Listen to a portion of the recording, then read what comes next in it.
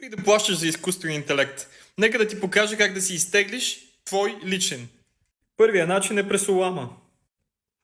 Пишеме в Google или в търсачката, няма значение, olama.com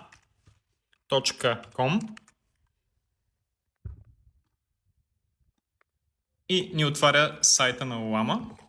Можем, ако имаме PowerShell или директно в терминала, а можем и по най-простия начин да си го изтеглим от тук. След като се изтегли, хубаво е да си имате и регистрация в Olama, но след като се изтегли, ще ви се отвори съответно този прозорец. И това е интерфейса на Olama, като от тук можете да си изтеглите директно модели или от сайта на Olama. Може да ползвате и облачни модели, като имате там някакво ограничение за ползване на API.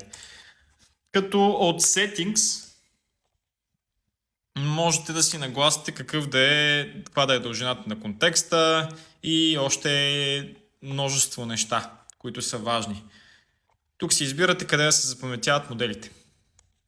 Втория начин е през LM Studio. Отваряте LM Studio, отново Download, сваляте, инсталирате и ще ви излезне ето този прозорец. Всъщност това е приложението. От тук най-долу можем да изберем модела, който ни трябва. Имайте в предвид, че колкото повече милиарда параметъра е, толкова по-тежък е и ако видеокартата ви не го побира лошо, вероятно ще го изчислява процесора и ще става много бавно. Така че гледайте да взимате по-малки модели, ако нямате добра видеокарта. Освен това, ако искате да дадете на вашия модел интернет връзка, ще ви трябва още едно приложение, което се нарича Anything LLM. От тук може да дадете скилове, агентни скилове съответно и интернет връзка през DuckDuckGo. Нещо такова беше. Следващия метод е през NVDI, обаче пак ще ви трябва някакъв тип интерфейс, с който да го управлявате.